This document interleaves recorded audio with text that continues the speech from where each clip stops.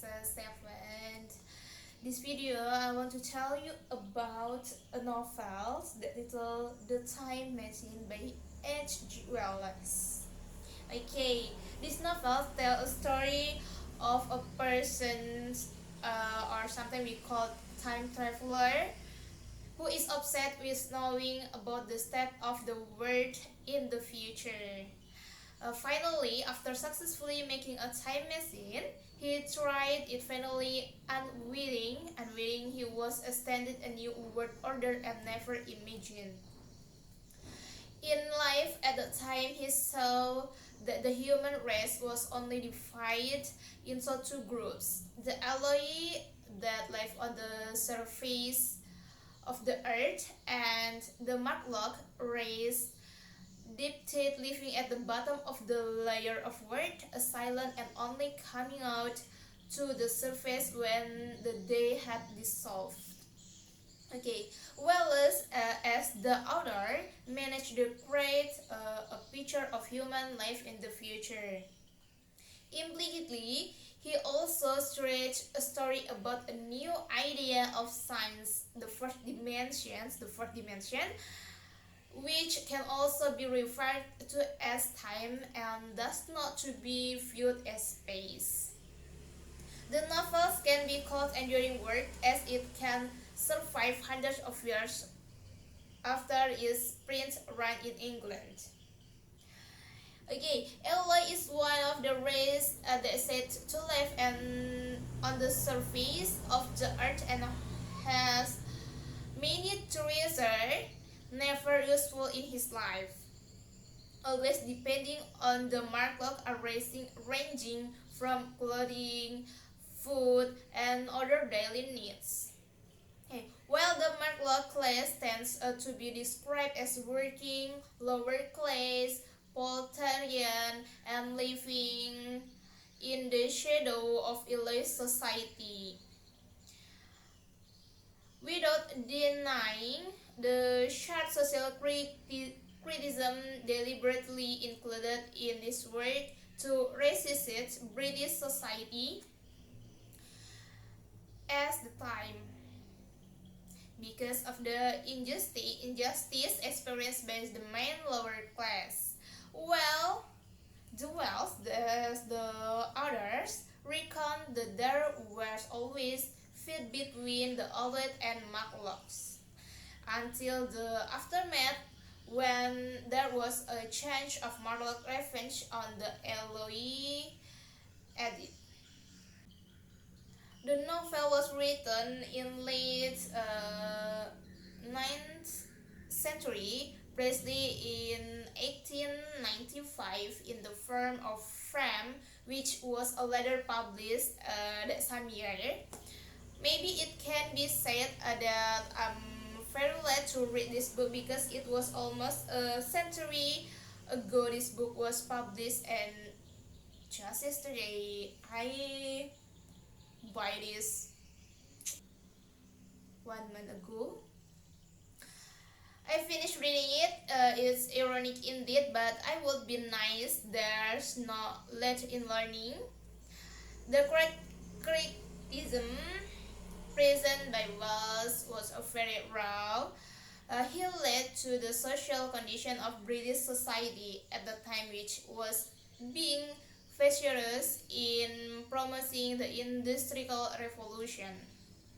You can know for yourself what impact the practice of the industrial revolution has.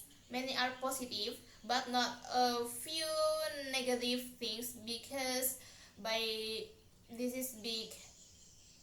Thus, starting from the emergence of the phenomenon of urbanization, the occurrence of gaps between the social class of entrepreneurs and workers to the most wanted by Wells, namely low labor wages.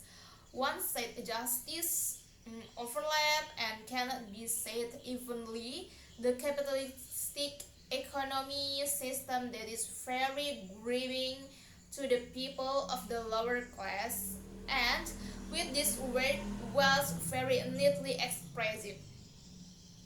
Okay.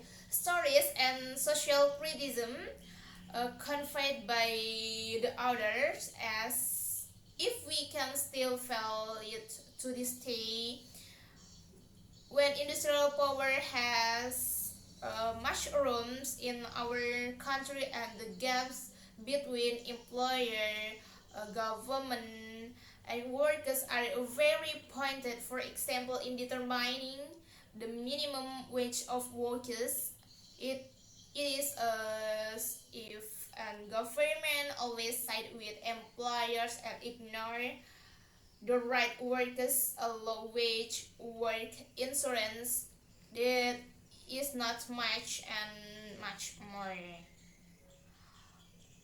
Also, our country is not a capitalistic economy. The rich get richer and the poor get poorer, and the poor are vulgar. In that, the progress of our country can be seen from how the economic column and income per capita of its people, but the enjoyment is only felt by a few people. So, what can we be proud of from just detail of a developed country? Then, what kind of step who we saw as the require this country to be fair to its people and accordance with the nature of Pancasila. I'm still confused, but considerate steps can be taken, starting for small things. Once again, starting from the small things, namely ourselves. Okay, you can start from yourself. How much we have contributed to this country, so that it's require us to always demand rights to the state. Start with yourself before leading a little big things. Okay, the smallest from yourself, so that we can find out how capacity we are the voice. Justice for all Indonesian people, so the equitable justice can be realized properly. In terms of layout and layout of writing, this book can be said to be very good and makes a reader comfortable, very comfortable when you read this novel, this book. And the book material is also pretty good, but unfortunately, in terms of translations, this book seemed to be translated by completely without the smoothing of language, either deliberately made like that, so that authentic side of the book remains attached, or indeed this is purely carelessness from the translator. But despite all that, this whole book is very recommended to be read. Okay, you must read this book, and especially for those of you who want to find topic about utopian correctness, as well as more broadly about social criticism. So it's enough about my review of the book Time Machine by H. Wells, hopefully by encouraging the movement to read the books. Then we can know the state of our country. It's not a key. You must try to read the